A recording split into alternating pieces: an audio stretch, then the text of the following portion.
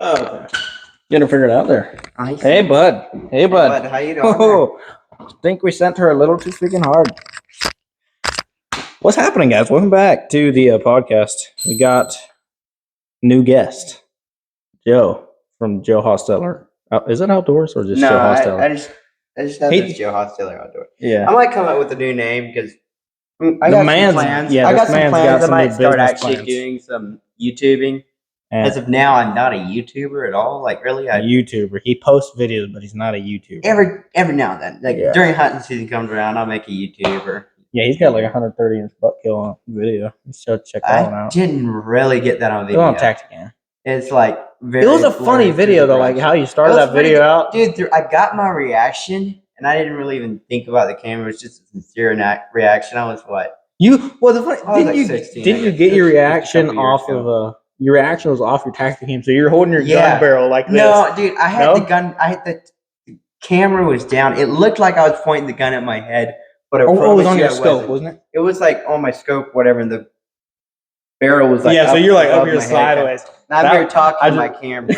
Dude, that reaction was great. Right after I shot, but it was pretty funny. Yeah, it was solid. My first buck, other than like a little 7-point and a little 4-point and stuff. Yeah, my first decent buck. So I was like, I worked really hard for it. I was like, so excited. That was one of the years I remember. We during the summer, texting during the summer and be like, "What are you doing this weekend?" Oh, I'm going to Kentucky and knock on doors. You know, like you got a lot of leases. I went to Kentucky a lot that year, and the year after, and like just this last year even now. too. Yeah, even this. I still go to Kentucky a lot. Yeah. So yeah, we'll get a little more into that, but our main topic, what we want to talk about here, is the video I just dropped this evening, which would be what's today? I'm gonna grab your phone. Mine's video. It's the 14th. July 14th, my new video just dropped of broadhead testing, which we did a fixed blade versus a mechanical with a couple different tests. We weren't able to do some tests because my shooting was like terrible that day. I lost two of the broadheads, two of the fixed blades I needed, which that says a lot about fixed blades because I know my bow's on site because I went and shot fixed or broadheads off camera and my bow was hitting perfect. And then I don't know, like this was a big 2-inch, or not a 2-inch, it's a big broadhead. This is an 1.25 inch fixed blade, single blade. And I mean, talking about arrows just going like haywire. Which, like, yeah, it was one of those deals. It did not make sense. But, yeah, even then, I might see real quick. What, you know what grain broadheads them were? They were both 100 grain. So the fixed plates were 100 grain. Yeah, they were both a lighter broadheads. And you shoot 100 grain arrows and everything, right? Well, I guess. Well, like my total arrow setup is like 450 grains. Oh yeah. So it's like it's kind of that 400. Yeah. Okay. No, I shoot 300s. 300 spine. Where do you get the extra 150 grain? Well, no, that has nothing to do with that. That has to do with stiffness of your arrow. Oh, okay. It's like if you're shooting like me, I'm shooting 75 pounds on my bow. I shoot 300 spine just so it flexes right. Yeah. But no, I think I shoot a 400 or 450. Yeah. Which my bow, between our bow setups is so different. I'm thinking about getting a new bow this year. Might set my old bow up. Since I've killed my first deer with a bow, I've always had the same bow. It's an old bear, Walmart bear. But it kills dependable. Deer. Yeah, like kind of impressive. That's really an interesting topic. Like I know a lot of people can go dive into it, and I know I would love to meet him someday. But I was just watching a video Chris B had the other day. It was literally, I guarantee, I'm 100% serious right here. I didn't. If it wouldn't have been for me watching him a few years ago, I would not have bought Matthews. I mean, that's serious. I would have went Hoyt. And now I'm really glad I went Matthews because now Seek 1's with Matthews, Chris B's Matthews, and then I don't know. I mean, it's all really about what bow you like. Yeah, it's a lot. I like the Matthews, but I've always been like kind of too stubborn to buy a Matthews when I got this $300 bow that I can kill deer with. Mm-hmm. To me, I don't know. What was I on again? Oh yeah. So this video he made a while back was like, do you need a little like a flagship bow that is like absolutely pimped out, everything, just top quality, or can you go and just pick up a cheap bow from Walmart? I wouldn't recommend Walmart. Yeah, Walmart. Maybe Bass Pro. Get yeah, you can go get like a $300 Facebook bow. Marketplace. Yeah. Or like you don't need Walmart. A lot of their bows are like what 30-pound bows or whatever. Right. And he went and he used his Matthews Mission, which is just a cheaper version. And that's still a really good example though. That's like a $400 bow that he went and he won an entry to get to win a truck, which that's freaking awesome. Yeah, I'd love that. Except as a Chevy, and that's the only problem. I would just sold it, traded it in for a Ford. I'm just joking. Actually, that wouldn't happen. If you get a free truck, you're gonna drive it. Whatever the case, back to the broadhead thing. Then again, on the subject of getting a free truck, keeping it. Everyone watching this probably knows who Lee Ellis is from Seek One. Right. You know that truck he drives around? He won that He didn't win that specific truck. He won a different truck. I think it was like a 1500 or whatever it was. I'm not sure what truck it was. And then he traded it in for the truck he is now. Yeah, but it was a Chevy for a Chevy. Yeah, still a Chevy for a Chevy, but it wasn't the same truck he won. I honestly don't have any problem with Chevy. It's Dodge that I hate so much. That's something we can both agree on. Okay, let's not get into the subject. Yeah, this is where we can. That's the problem with people from the South is we can argue about the most random stuff all day. Oh yeah, which trucks is a pretty interesting matter. But anyway, back to the broadhead thing. It's we ran a few different tests. I was going to do an accuracy test, but then with my shooting, I lost a few arrows. And honestly, the Rage would have won that. Just based off of how many times I missed at 20 yards. It wasn't like it was even a long shot at a coconut the size of probably a little bit bigger than what a deer's heart would be. That was ridiculous. Those broadheads. I think you'd with a big single blade like that, you'd have to get your bow tuned certain ways. But I could go out and shoot a 3-blade and it would shoot better.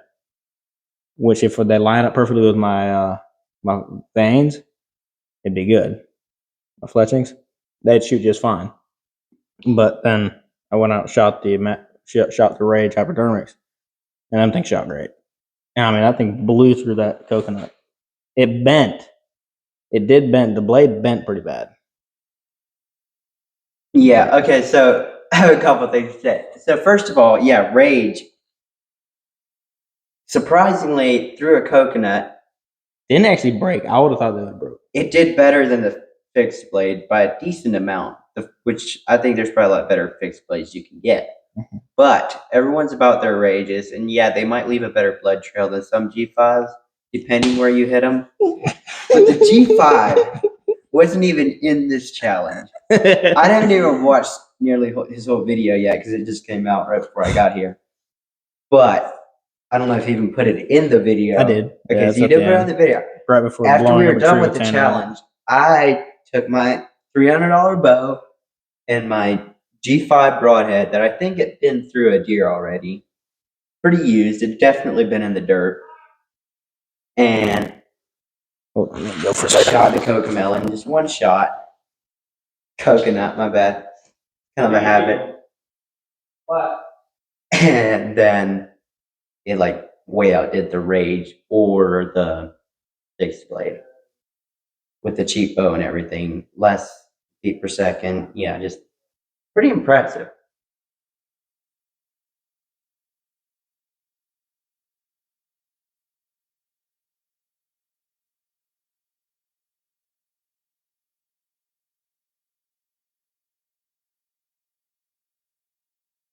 Keep going.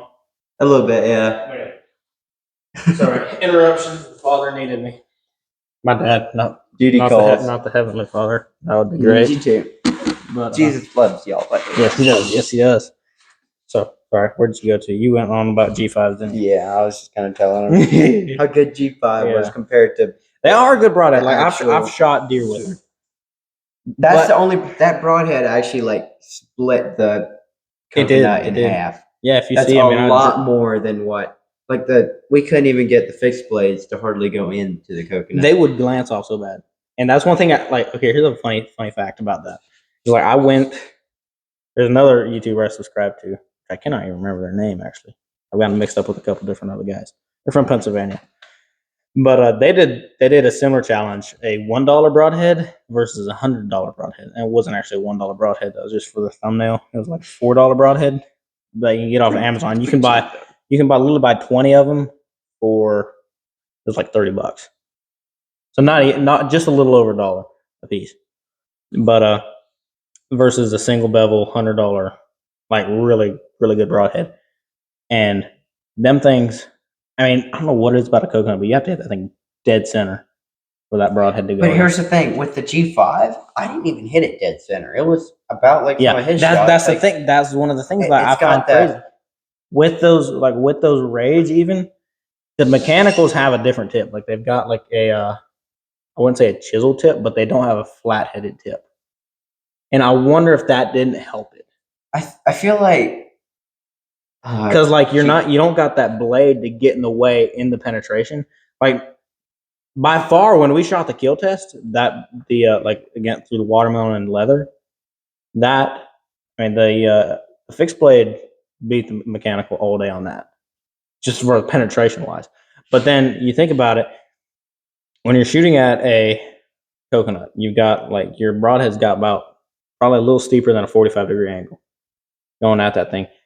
You do not have, I mean, you got like micro measurements for that tip to get in before actual blade is hitting and starting to push away in different directions. So you have to hit dead center, which on a mechanical, like you have a good 1/4 inch of penetration before you're actually hitting blades that are going to deploy, that are going to knock it off a little bit. So that was one thing I had to like back to like they had done this test and them things were just like, I mean, they were bouncing all over the place doing the same thing. Arrows snapping. They'd be like, it literally was like a whip. When they hit those things, it would just pow.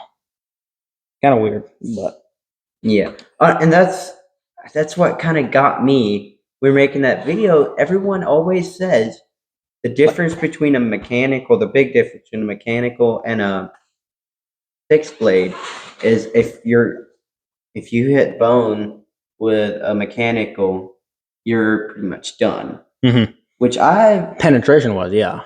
I've had it happen before that I blew through like. So my G5 had pretty good penetration too. It did. And also, one thing, the G5, I feel like it has a little more of like a chisel tip than the. It does, yeah. It's got it's got 3-sided tip where the Rage has a 2-sided tip. Yeah, but and also not only does it have a 3-sided tip, it has 3 blades. Mm-hmm. That's another big thing I like. Punches a hole more than if one blade breaks in a bone or whatever, or which that thing was durable, like nothing happened to that thing. That thing is literally, I could still go kill a deer with it. Like another. I've killed deer with G5, and the only reason like I never really cared for them for some reason is because the one deer I shot, I mean, it was a perfect double lung shot, and the thing didn't bleed. And I don't know, I mean, the blade fully deployed, clean past her. I mean, my arrow was laying 20 yards past it through the deer. It was like, and I don't know, it's just, it didn't bleed. I mean, I heard the deer go down within 20 yards, but it was dark when I went to go get it and tracking it and stuff. And it was, I mean, I knew it'd gone down. So I feel like part of that with that is they're more aerodynamic. They don't do as much. I don't know if they don't deploy quite as big right away or whatever. You think of that first deer I ever shot there in Lamington Lakes it was with a hypodermic. I shot the deer dead in the shoulder, slit the shoulder. I mean, it was quartering away, and I cut the shoulder blade.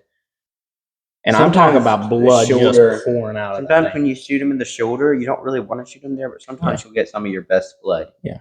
Some I've found is like you see a lot of guys, they're like when they say shooting shoulder, I think what the bone they're actually hitting is not so much like the flat scapula part. They're actually hitting the shoulder bone. Like they're hitting the main bone, like even a human, like they've got your just main. Yeah. That's a big old bone. But and there's also shoulder blade. Yeah, let me just point out, if you're hitting a deer there, you need to stop shooting bow because you're already aiming too far forward. And I know I'm not gonna mention any names, but I know one guy that was just like whatever. He was hunting. He knows what I'm talking about. You have to refresh the story. I'm not going to mention any names, but there was this one year he wounded, I don't know how many deer, by shooting him in the shoulder, like way forward. Mm-hmm. And I don't know if he was aiming too far forward. He knew better, but he wounded probably at least 3 deer that he never found. Then he killed another deer that year, and he shot it at the same place. We found it the next morning. Didn't you shoot it with a rifle then? Didn't you have to finish it with a rifle? Yeah, he finished it with a rifle the next morning. Yeah. I'm like... He was young. He was young then. Like, he was like... He was almost too young to be bow hunting. Yeah. And there's nothing against that guy or anything, but... We love him the way he is. But one thing I would say for sure with a mechanical, I think he was shooting a mechanical. I think probably a Rage. I'm not sure. You're better off to hit back a little bit. Yeah. The lungs, I feel like the lungs are back a little further than some people realize. Mm-hmm. I think people feel like they need to be tucking it. And you do need to tuck it in behind the shoulder. And if you get into the shoulder blade, I think your like if you actually hit the shoulder blade, that's not even a 1/4 inch thick. Like when you're skinning a deer, you look at that shoulder blade. If you're shooting over 50 or 40, 50 pounds even, you're at least going to go through that. Yeah, you may not just blow through it. Like, and one thing that didn't help this kid, he was shooting maybe 35 pounds max. Yeah. And like we said, he was a little young to be in the woods at the point. There was one that the arrow pretty much just bounced right off the shoulder. Like, yeah, you had that one on video, I think. Yeah. You're showing me. But yeah, that's another back to that whole thing. Like, there's so much that goes into there's a lot that people talk about broadheads, but then people think, oh, the broadhead's just one little aspect of it, which it is. People think like arrows are where it's at. It's a big aspect, and people think arrows are like you look at the hunting public, they're all about heavy arrows, won't shoot over 30 yards, and I respect that, but also I'm just like, okay, come on, dude, seriously. I literally killed a deer last year at 70 yards. And not necessarily a brag, but then again, it kind of is. It kind of is just flexing. Like, I mean, seriously.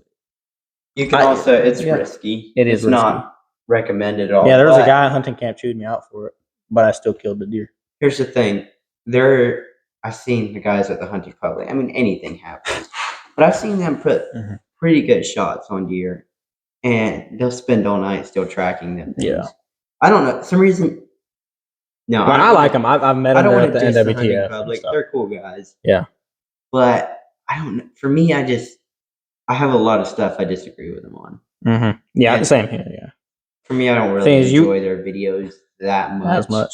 They have a lot of... We're big fans of all the work going into it, but like they have a lot of videos where you don't really see an ending. Yeah. Yeah. I don't know where we're going with this, but there's back to the whole thing with like what I said before, as we got in the hunting public, was like they're all about shooting big, heavy arrows, and there's nothing wrong with that. But you're sacrificing a lot of speed. You're like my bow. Last time I chronographed it, I was shooting at 295. That's fast.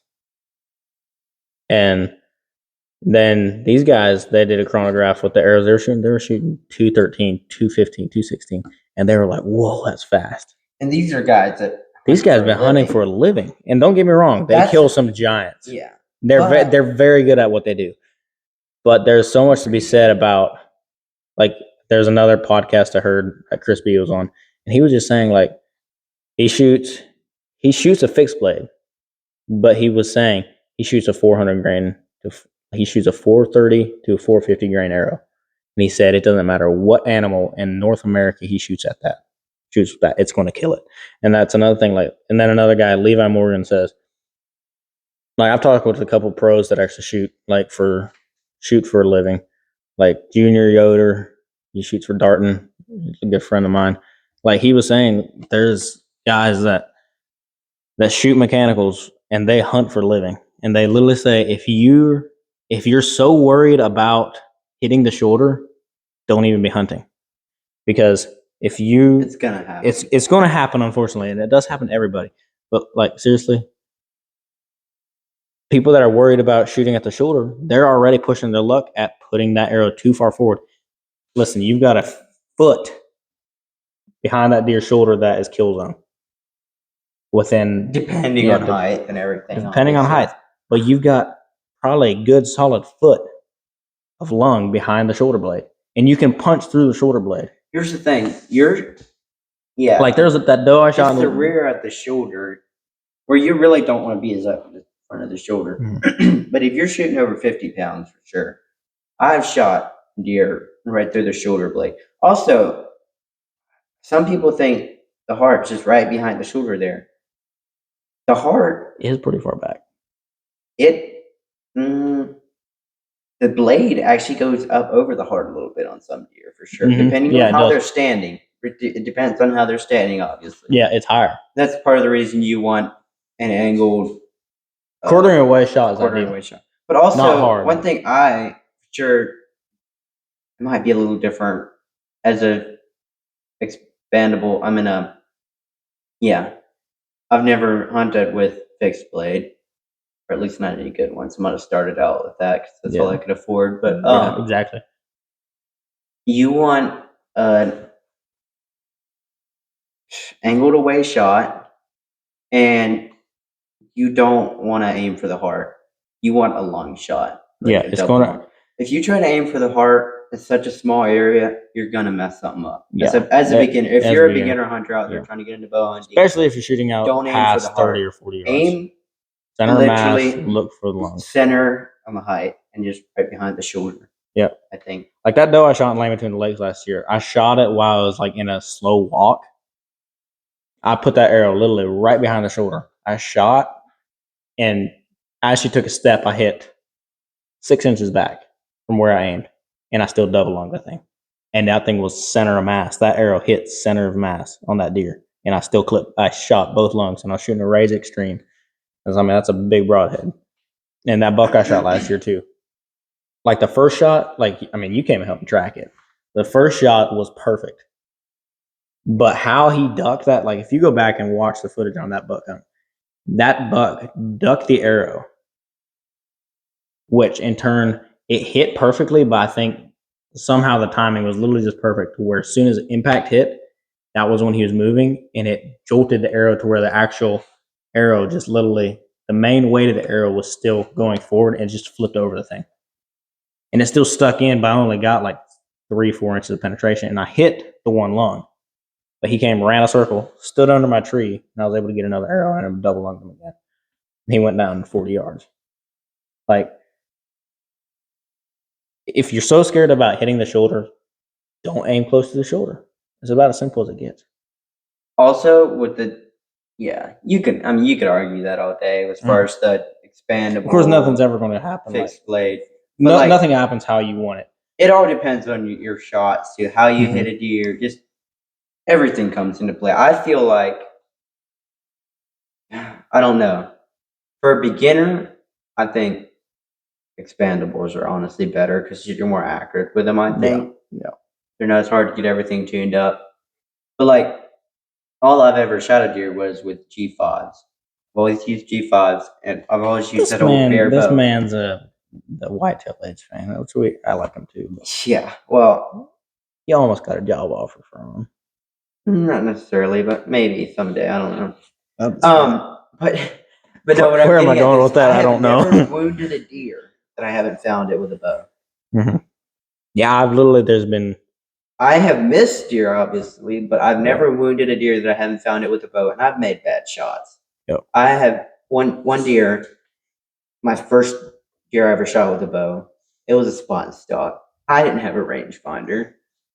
It was a stupid shot. Like, don't ever do this.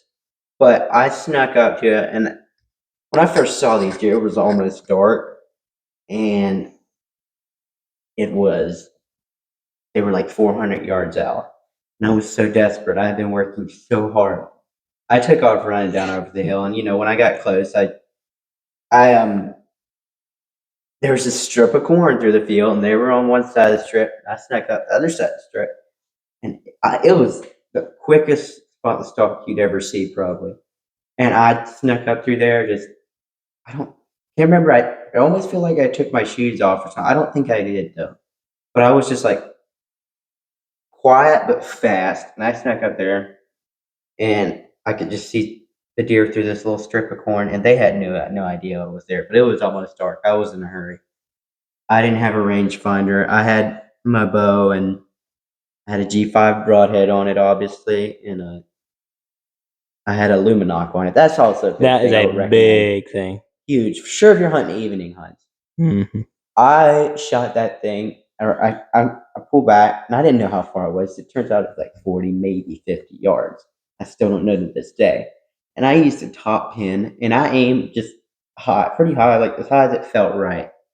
I think there is something to say about instinctual shooting. Like you shoot bow long enough, you can about guess a shot pretty easy. And I literally, but this deer, I didn't realize how big of an angle, or I think it turned as right as I shot. I'm not sure. But that arrow went in, literally right in front of the back leg. And it angled all the way up and got quite a bit of lung. And this thing had a lot of penetration for that little $300 bow. I can't believe how much penetration that thing had. Yeah. And I literally found that deer, and after like 5 minutes of looking for it, because the arrow was still in it, I found the Luminoc. That thing was dead. Didn't find any blood, but yeah, pretty crazy.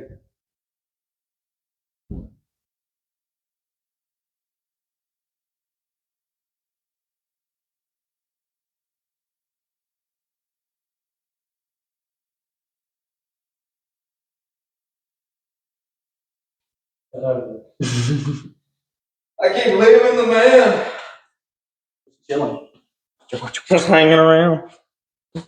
Oh, star. Yeah, that was a good hunt. I remember this is long before I had a phone, but I remember I was literally texting you on your mom's phone. Yeah. Or on my mom's phone. You had your own phone. I think I had a phone at that time, yeah. Yeah, I remember you and Moses were just like, what? That was cool. But yeah, Luminocs are a lifesaver. I literally didn't think that deer was gonna die. I was devastated when I shot it, and I knew exactly where I hit it because I had the Luminoc. That's just huge recommendation. Especially for filming too. And yeah, it makes a great video, and which I wasn't at the time. And also, yeah, I was like, I seen it run right up over the hill. I could see my arrow in it, and it didn't go but 200 yards maybe, and none died. I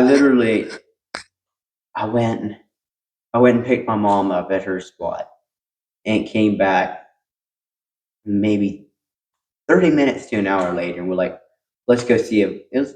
We didn't give it nearly enough time either. We were just like, I didn't think the deer was going to die. I was like, well, let's go see if we can find my arrow.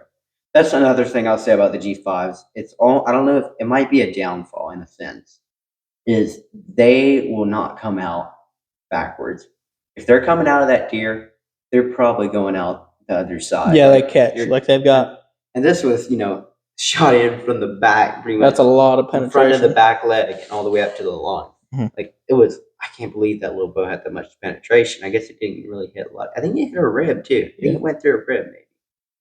There's a lot of factors that could come in but work out good. I went and got my mom. We came back 30 minutes to an hour later, and we said we're going to go look for the arrow.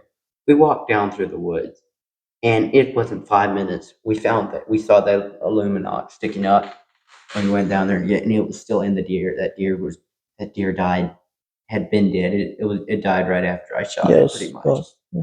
And there was zero blood anywhere leading up to where it dropped, anywhere, because obviously I shot in. Yeah.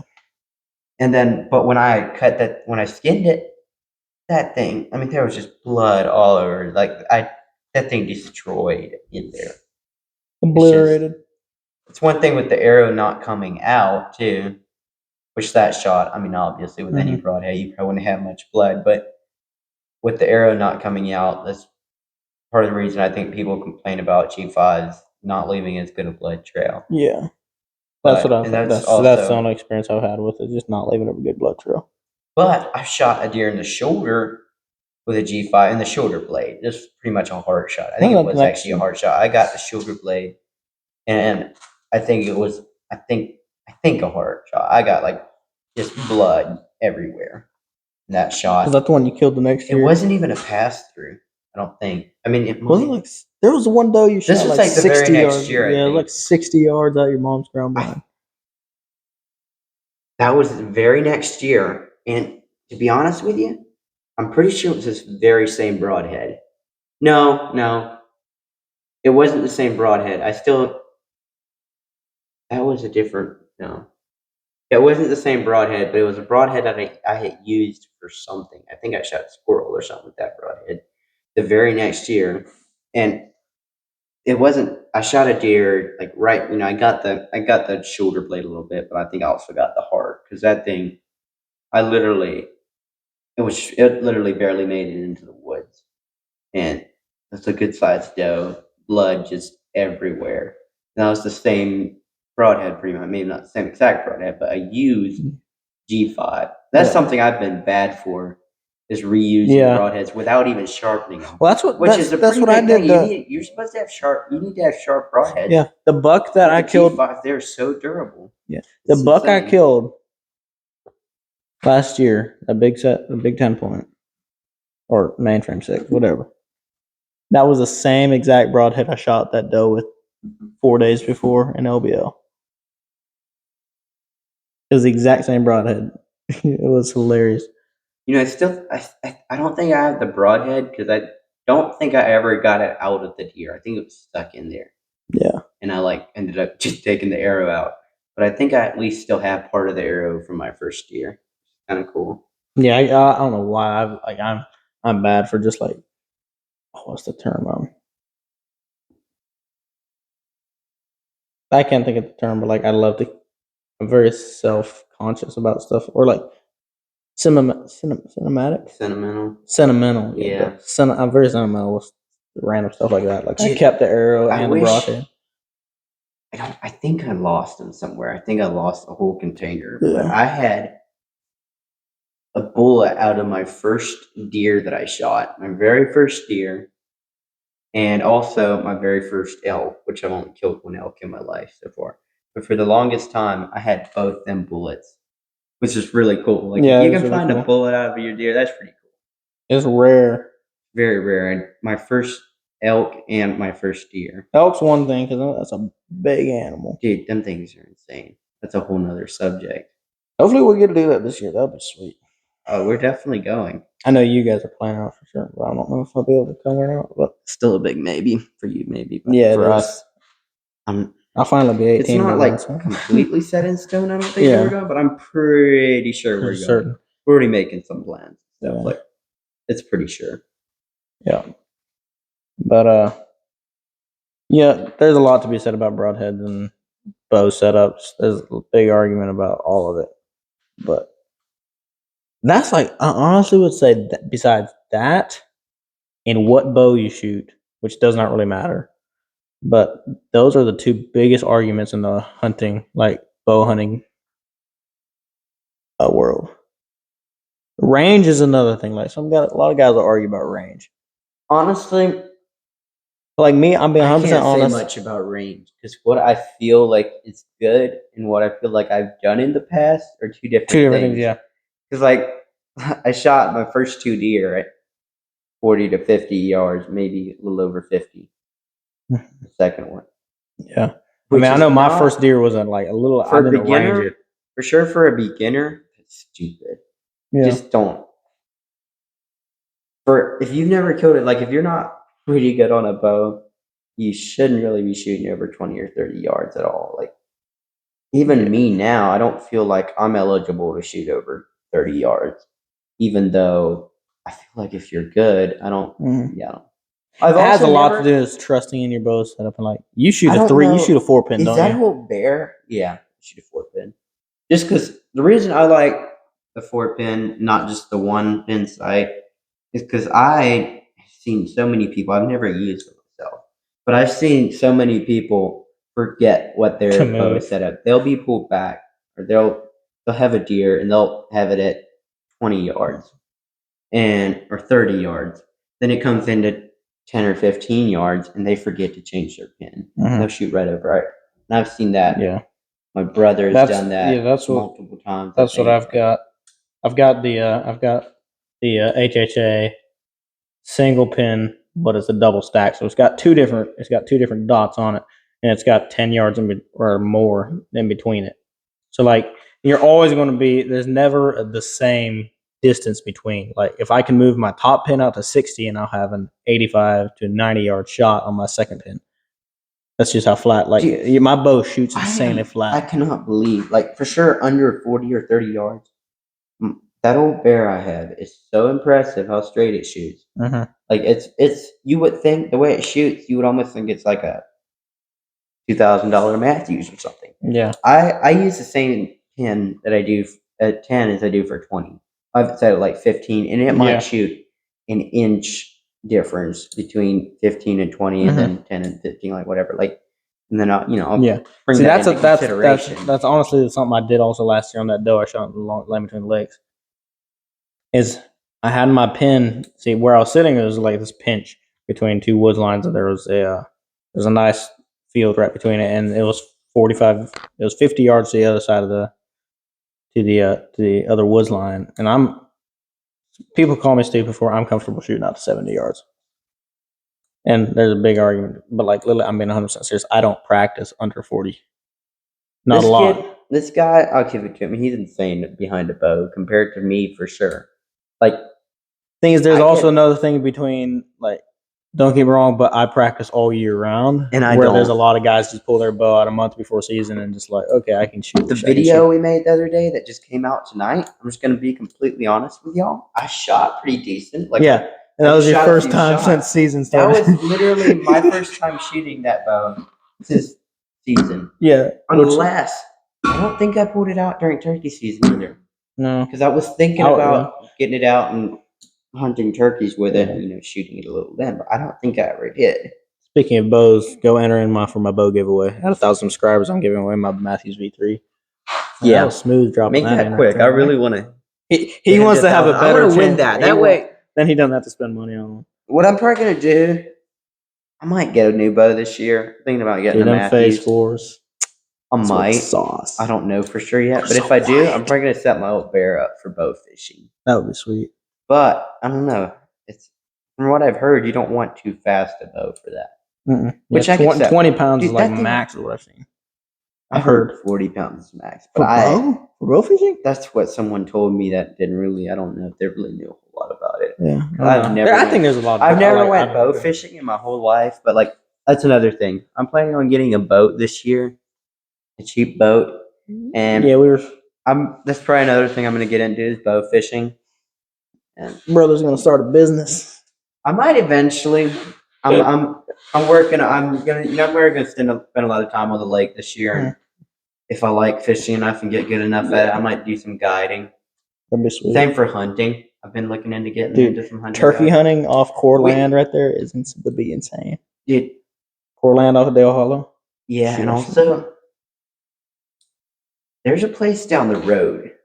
You know what I'm talking about. Mm-hmm. They just there's a ranch that I think they literally up the road from our house. They're in between my house. I can say it because it's a public deal already. Triple C Ranch in Monterey, Tennessee. Like it's I think I'm gonna talk to them and see if they would be into like hiring you, like do some guiding. Like if they, I thought of that too. I know their sign says hunting and fishing and stuff. I'm like, are they doing guided hunts and stuff? I don't really know what the details is, but maybe they need a guide. Like, it's not that.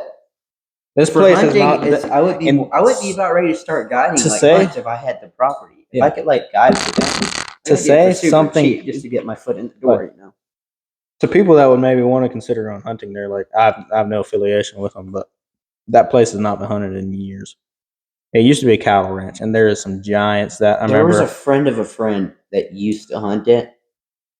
Yeah, I know a guy that used to hunt it. He shot like a 170, and that's big for Tennessee. He had to quit because the guy that bought it, the new guy that bought it. Well, no, before the new guy that bought it, there's one of their workers or something wanted to hunt it. Yeah. But as far as I've seen, good 8 points just driving by at night, and that's out in the front. Yeah, I've got a piece on the neighboring property that I hunt. It's like I feel like deeper into that property. Right, like there's one neighboring property there that has like plots and stuff. Has soybeans and cornfields.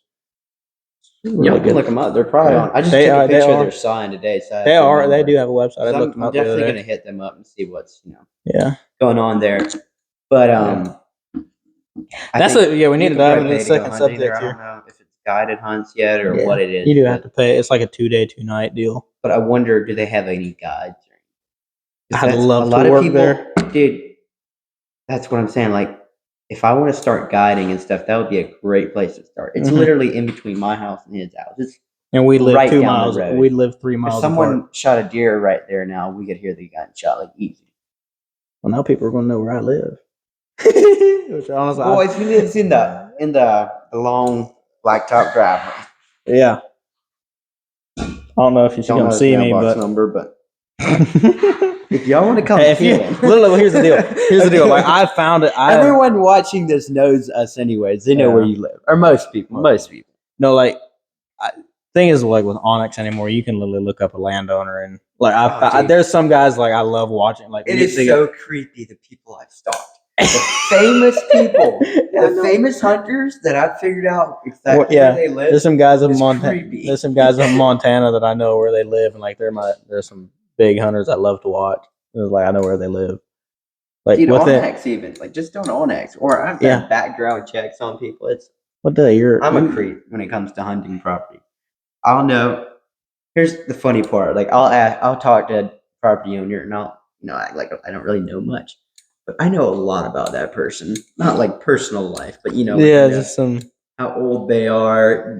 What just random details like that you find in a background check.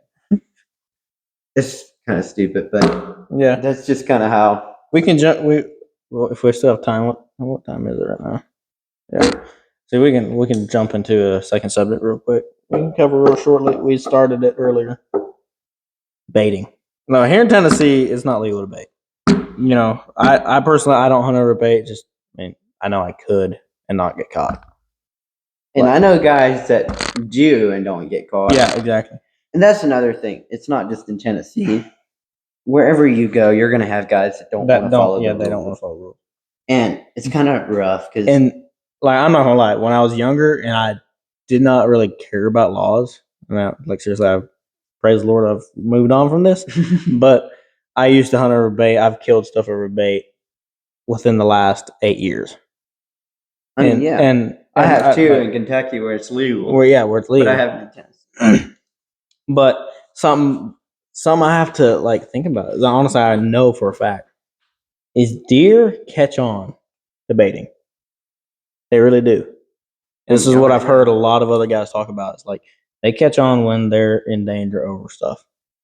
And that also comes into play. Do you start baiting when deer season rolls around? You start baiting and you're hunting over it right away? Or do you bait all year round? Or even your feed bill is going to go crazy. Your feed bill is going to go crazy. But even just a couple months before the season helps a lot because you get them deer realize there's nothing there. And then, dude, especially if you got a target buck or something. I've learned in Kentucky, I bait. If y'all are wondering where I stand with it, but it's legal. I do it. Yeah, I'll do it. If there's anything, I'm not at all against baiting, but I don't like I don't like going against the laws or whatever because I feel like if one person can do it, why can't everybody do it? It's just not. I feel like it should all be more fair. Yeah. What's that? Also, I don't know why it is with this. Like, I know a guy personally. That he's told me he's fine with me hunting on his property during turkey season. He owns a giant piece, and I told him, man, I appreciate it and stuff. And literally, I was hunting it over it last year, walking his property, turkey hunting, and I came across he baits, and he's literally a week later he showed me a video of him shooting a turkey over a corn pile, and if it weren't for the fact that he's given me permission to hunt on his property. It's right next to a property I'm allowed to hunt, so he's like, "Hey, I don't care if you ever cross the line." Maybe that's a more interesting subject. I'm being 100% honest. If it wasn't for the fact that, I could be looked at as people could start thinking, "Oh, you hunt over bait, now you want it to hunt there because you have permission, so you're going to call this guy in so he doesn't have a license or something." But yeah. Dude, that's another. That's one thing. I do not want to be a rat I don't want to rat on people. See, I've never turned. Like, I could. I probably never. There's a will, couple like, people unless I could. it's someone trespassing or something that's not supposed to be on this property. But that's another hard thing with being a legal hunter in Kentucky. So this one ranch I got, farm is a dairy farm, and we built a barn for the guy. That's how we get a lot of our properties. I feel like we work for the people, and we, getting good terms with them, whatever. That's where we do some door knocking, but it's a little harder in the country, I feel like. But everybody hunts in Tennessee. Yeah, but okay, so it was in Kentucky. We built a big barn for the guy. I was talking. I had permission on the neighboring property, which was a lot smaller property, didn't have crops and stuff. And I was talking to the owners of the dairy farm about hunting, and they're like, no, they can't really give me permission because one guy that works there likes to hunt. And then I was like, then I finally got permission to hunt on the property line. And so we're butting up to their cornfield, and they're like, you can shoot into our cornfield, like we don't care, but like, just as long as you're not messing up with the other guy or whatever that hunts there. And I didn't really know the other guy. I met him before, but since I was hunting in the area, I hadn't talked to him or anything. And I guess they told him I was going to be back there hunting. But anyways, I'm opening morning of Kentucky bow season, and I'm sitting in the stand. It's probably 9 or 10 o'clock in the morning. Best part of the morning is gone. But all of a sudden, I hear a four-wheeler coming. And it's a four-wheeler. This redneck comes riding back. Turns out it's the guy that hunts there. He comes riding back right in my stand. He's like, hey, Joe, get down here. There's a buck down here in this other field. And he's trying to get me on this deer. And anyways, I got down. I rode down there with him, and we snuck out. We snuck down through the woods, and he surprisingly got me like 60 yards from a pretty decent buck. And about to, I decided to be mature about it. At that point, I was trying to get a little more into being a mature hunter, and I didn't take the shot. But anyways, then it ran off, and then anyways, we started talking. It was just it was stupid trying to sneak up on him, but it was funny. We started talking about a little bit, and he was like, hey, you can come hunt down here if you want. I was like, oh, so you don't care or whatever? They were talking like, you might not, I didn't want to interfere with you or anything. Oh, no, I ain't sitting out in the cold. I'll go out with a four-wheeler or something hunting, right?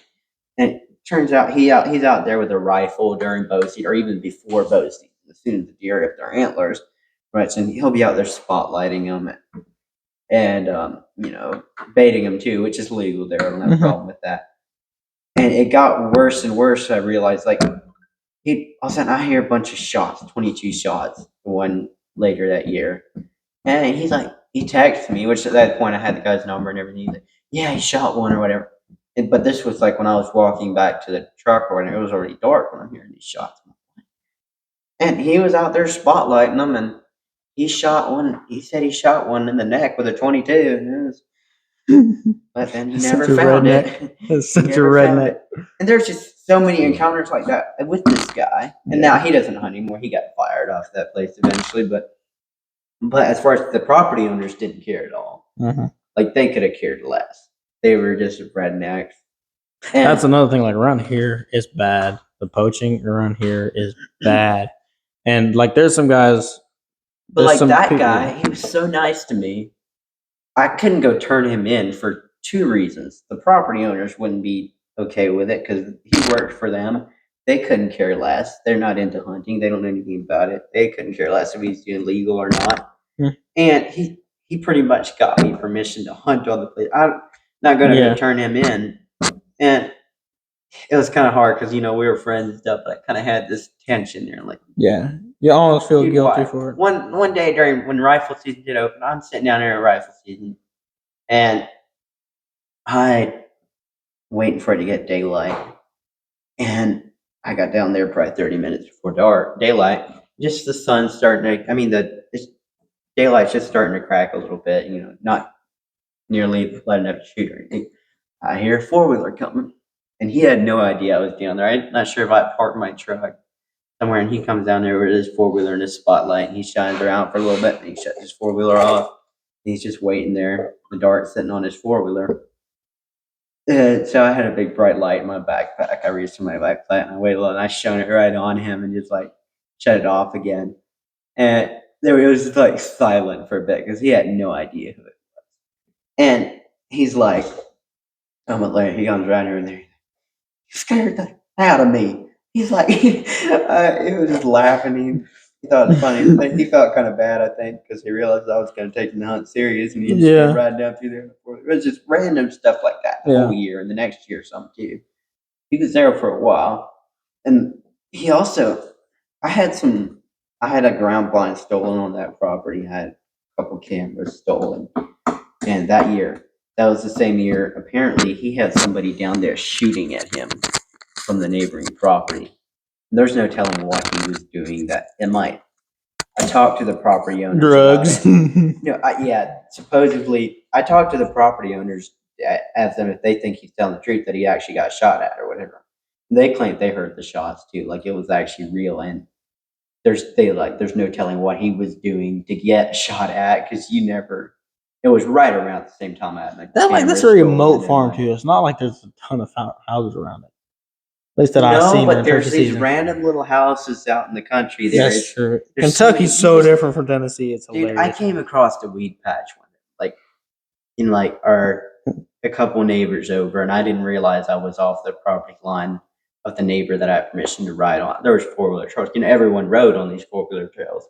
Mm-hmm. And we come around the corner, and at the time, there's a camper and an old truck. I remember you telling me about this. Yeah, it was sketchy.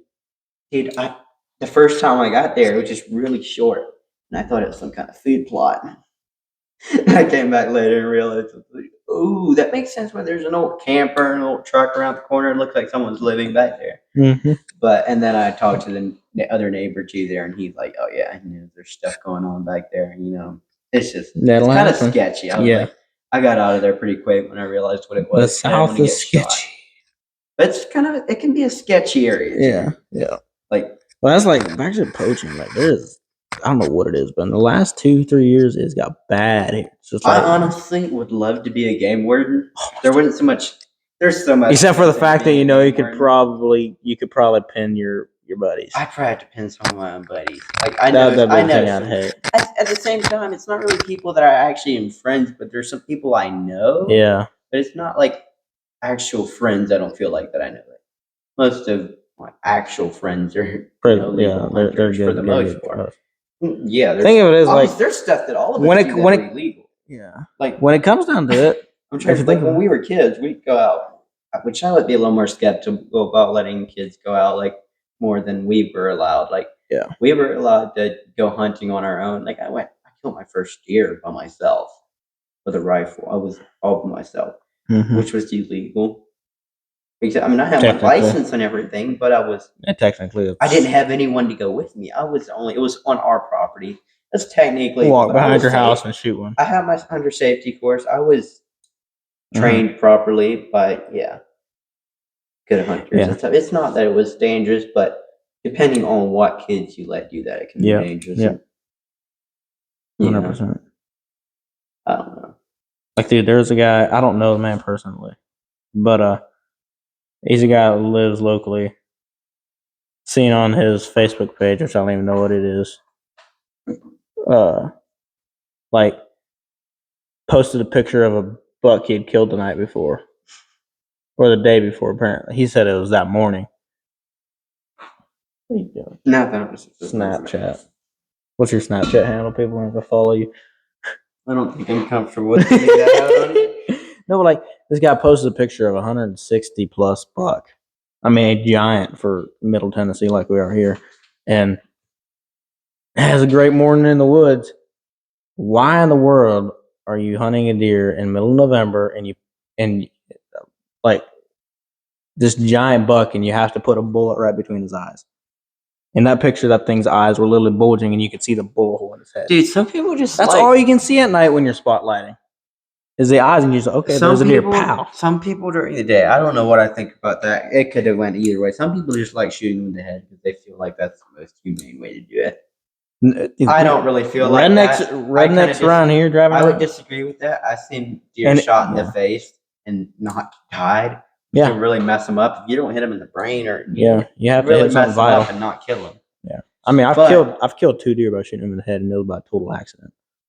The one was on purpose. That's not a brag, dude. No, the one was on purpose. It was literally at point blank range. I'm talking about like literally. It's just, I was sitting on the steep embankment, and I was this road, and I literally was like pointing my gun up. He poked his head over, pow, shot it right in the face. I've seen people post stuff on Facebook where it was obviously an illegal deer. Yeah, like but how are you going to prove it? You don't. Well, some people get themselves in a lot of trouble by posting their deer on Facebook. I've heard. You can get. There was a guy here recently that killed a buck right down the road from here, just from posting it, proved himself guilty. Some people are so stupid. And there's a lot of guys now running around with thermals. There's people on like a couple hunting groups I'm on. They'll blur their face on their posts on the big hunting group with all kinds of people are gonna see it. But they might not even. But they just want to let you know. They won't have any. They want to show their deer off, but on their Facebook, they won't have their face or anything. They won't have their identity on their Facebook. Yeah. And they're blur their face. But you're still showing their deer. Like, I killed this big boy. Like, yeah. Probably good for you, buddy. Good for you. Yeah. Yeah, it's some crazy stuff around here. I don't have a lot of respect for illegal hunting and stuff, but I'm the same way. I don't want to be that Karen, like being nitpicky. Yeah, now, if I see someone spotlighting, I'm calling them in. I'm 100%. But like, there's also a thing of like that guy in Kentucky. Like, how do you the landowners are completely fine with it. It also depends a little bit on the property. I feel like whose property are they supposed to be on that property? Like, we don't want to justify it at all. I'm not saying it's right. Is it any of our business? Like, you're right, 100%. For me, I don't feel like I was really responsible to call that guy in because, for one, landowners wouldn't have been okay with me calling him. He was super nice to me, and it wasn't any of my business. Even though I felt kind of bad because I knew about it. Yeah. But it's just not. Sometimes it's just none of your business to mess with that. Some people, that's just how some places, Kentucky and Tennessee are. That's just how people do it. There's not really a lot we can do about it. Yeah. I don't want to justify it, but there's only so much one person can do. Definitely, they get a lot of disrespect in there from me, anyways. Like, I don't. Yeah. Even with baiting, I know good guys, like they're pretty serious in hunting. Are so against the Tennessee rules of not baiting.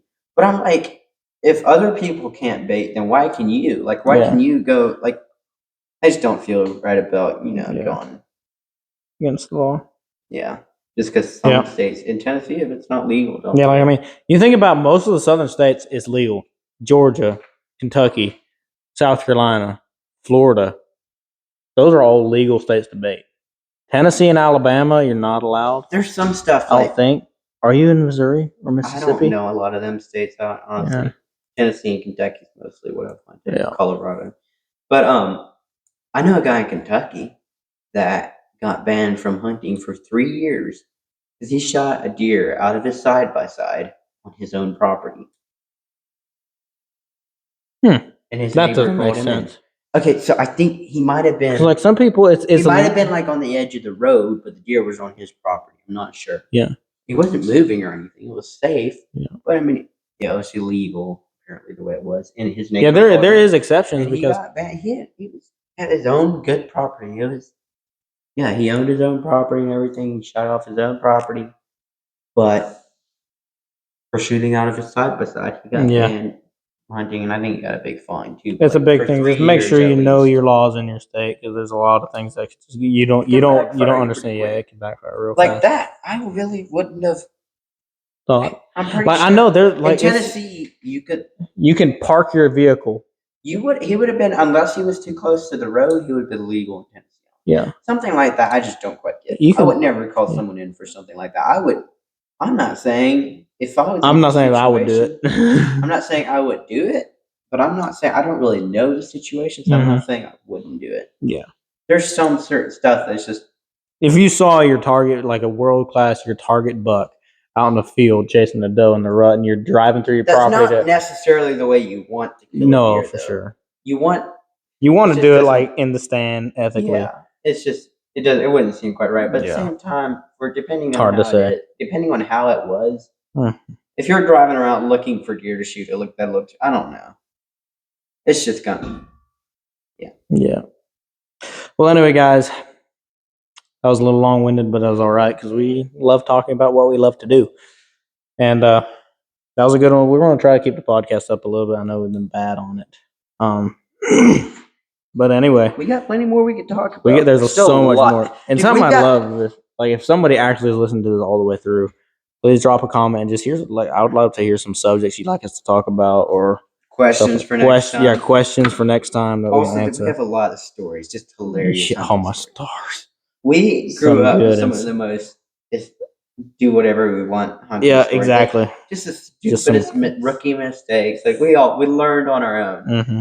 Me and you both brought. Like I pretty much taught myself how to hunt. Yeah, and I was taking hunting for the first few years of my life, but for the last 5 years, I've been like the lone wolf in the family of hunting.